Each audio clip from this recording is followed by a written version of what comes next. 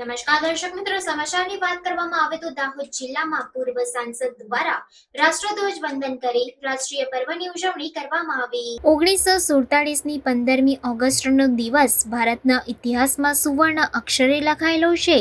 એ દિવસે એક મોટા લોકશાહી દેશ તરીકે આપણો દેશ સ્વતંત્ર થયો હતો। ભારતના ઇતિહાસમાં આપણને આ દિવસની સફળતા ઘણા સંઘર્ષ અને બલિદાનો પછી મળી હતી, જેમાં કેટલાય વીરોએ ક્રાંતિકારીઓએ પોતાના જીવનની આહુતિ આપી હતી, જેથી કરીને ત્યારથી આપણા સૌ માટે તેમજ દેશ માટે આ દિવસ ખૂબ જ મહત્વનો છે। ત્યારે સ્વતંત્ર ભારતના 78મા સ્વાતંત્ર્ય દિન નિમિત્તે દાહોદ જિલ્લા કોંગ્રેસ કાર્યાલય પર દાહોદ લોકસભાના પૂર્વ સાંસદ સોમજીભાઈ ડામોર દ્વારા રાષ્ટ્રધ્વજ વંદન કરવામાં આવ્યું।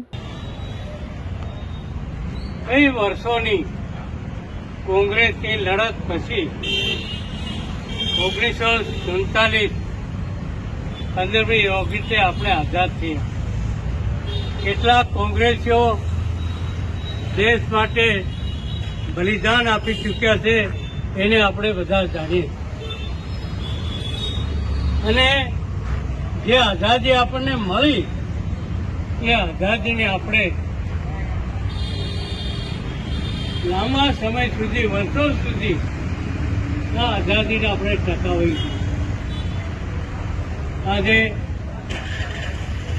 દેશ આઝાદ થયો પછી ગણતંત્ર દેશ બન્યો અને આજ સુધી કેટલા ફેરફારો છે। આજે દેશ ઉભો છે એના મૂળમાં, પાયામાં કોંગ્રેસનું જબરજસ્ત કામ છે। ઇન્દિરા ગાંધીજી આ દેશના વડા હતા, પ્રધાનમંત્રી હતા। આ દેશ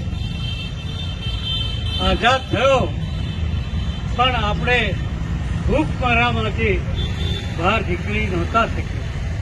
ઇન્દિરા ગાંધીએ દેશમાં એટલું અનાજ પકવે કે બહાર પણ મોકલી શકે એટલા અનાજ માટેની એને જે સુવિધા 20 સૂત્રીય કાર્યક્રમ આપ્યો ઇન્દિરાજી, અને આજે દેશ કેટલું બધું ઉત્પાદન અનાજનું કરે છે, દેશ વિદેશમાં આપણે આપીએ છીએ।